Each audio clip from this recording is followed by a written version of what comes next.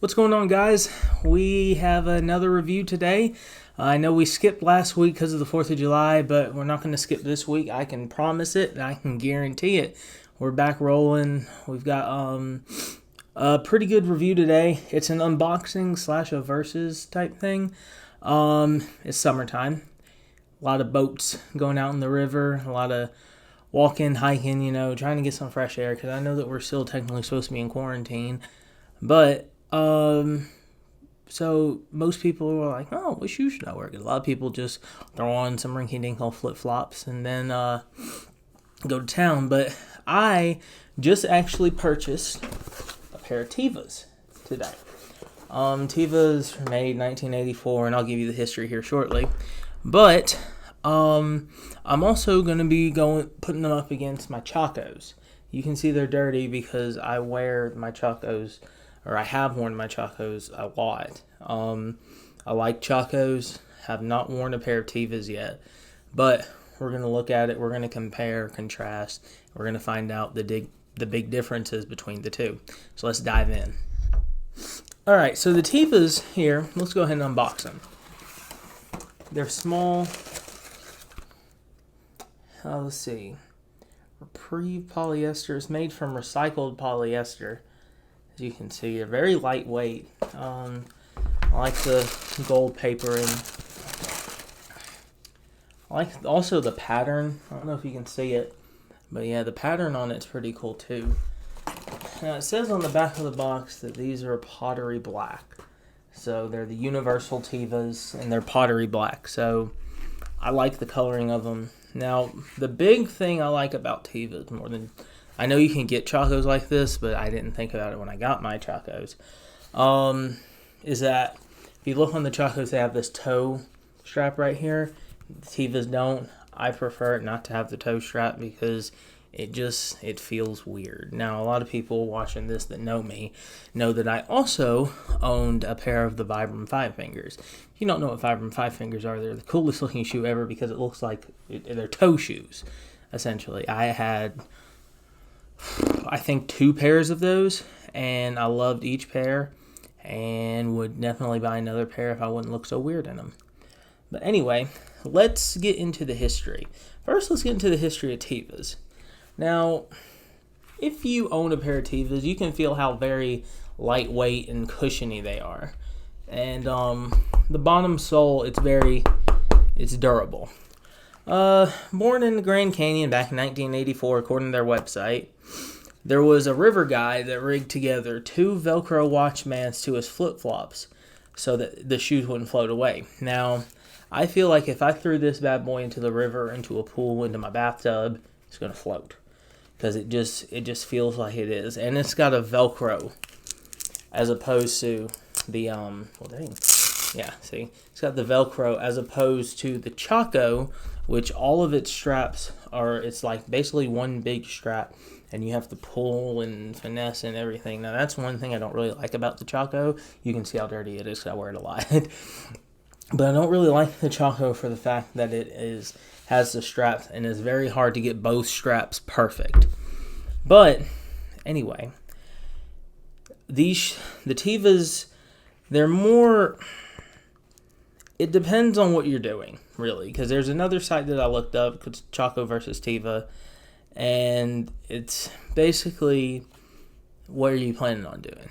So if you're out hiking, you might want to wear a Chaco if you don't want to feel like the rocks and everything, because it's much more durable. It's much more heavy.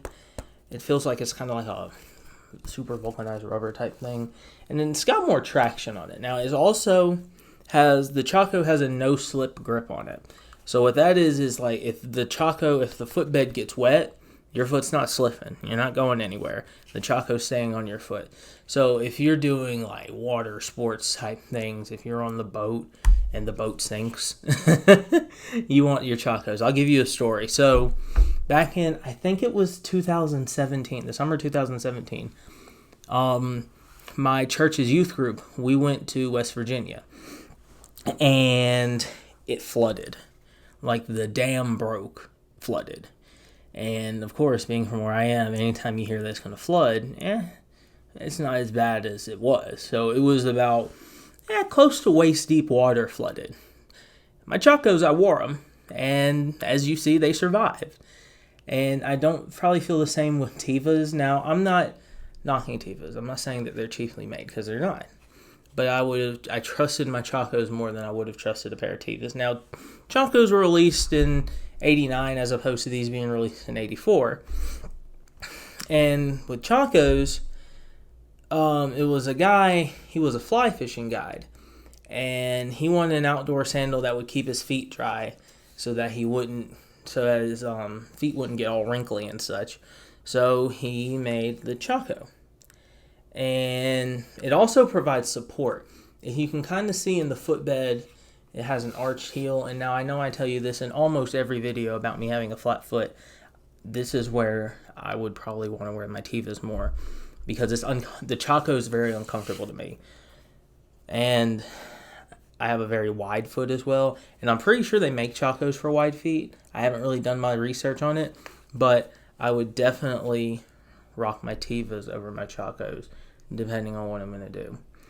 And another one thing is that I feel that my Chacos might not float as well as my Tevas. So I'd rock my Tevas to the pool. I'd wear them on the boat if I owned a boat, but I don't own a boat. But I've got friends that own boats.